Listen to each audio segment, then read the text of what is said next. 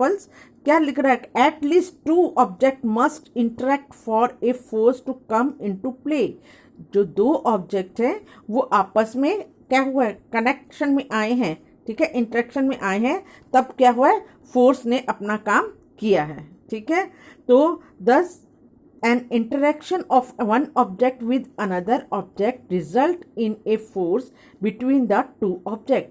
यहाँ दो चीज़ें इंटरकनेक्ट में आई हैं तो फोर्स जो है वो लगा है, फोर्स जो है वो दिखा है, ठीक है। अब यहाँ पर दिखा रही हूँ मैं आपको, यहाँ पर दिखा रहे हैं कि फोर्स जो है कब अप्लाई किया जाता है तो कब ऐड होता है और कब बिल्कुल दिखता नहीं है।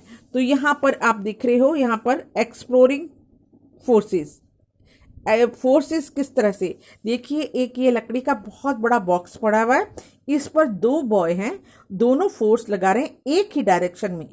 दिख रहा है आप सब बच्चों को, ये दोनों बॉयज जो हैं वो इस बड़े से बॉक्स को क्या कर रहे हैं, एक ही डायरेक्शन में क्या लगा रहे हैं, फोर्स लगा रहे हैं। अब जब एक ही डायरेक्शन में फोर्स लगेगा तो उसका मैग्नीट्यूड हमेशा ऐड हो जाएगा, ठीक है। जब ये भी इसी डायरेक्शन में, तो ये वस्तु जो क्या होगी, ये ऑब्जेक्ट क्या करेगा, मूव ऑन करेगा विद दी, है ना, help of force they move from their original position, ठीक है। यहाँ पे दोनों का फोर्स ऐड होके इसके ऊपर, ऑब्जेक्ट के ऊपर लगेगा और ये मूव ऑन हो जाएगी।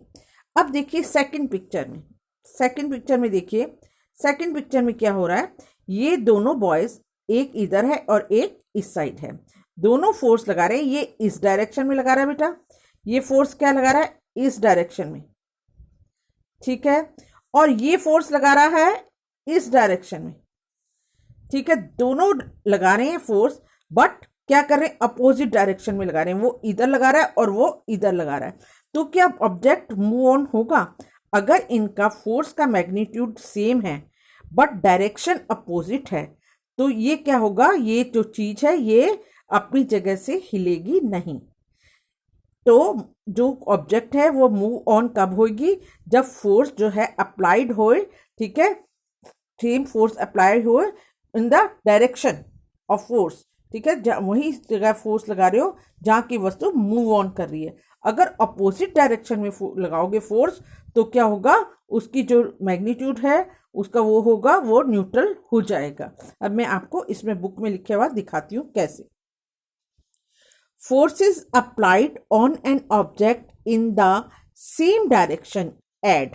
अब ये सेम डायरेक्शन में लग रहा था फोर्सेस, इन दोनों व्यक्तियों के द्वारा सेम डायरेक्शन में लग रहा था, ठीक है। तो क्या हो जाएगा, तो फोर्स ऐड हो जाएगा and two one another now and friend push the heavy box in the same direction. तो इसलिए इस एक्टिविटी में दिखा रहे हैं कि वो हैवी बॉक्स जो है वो इसी डायरेक्शन में मूव ऑन कर जाएगा, ठीक है, ड्यू टू फोर्स। अब क्या हो रहा है, if the two forces act in the opposite direction, ये दो जैसे अपोजिट डायरेक्शन में कर रहे थे, ये मैंने दिखाया इसको, ठीक है।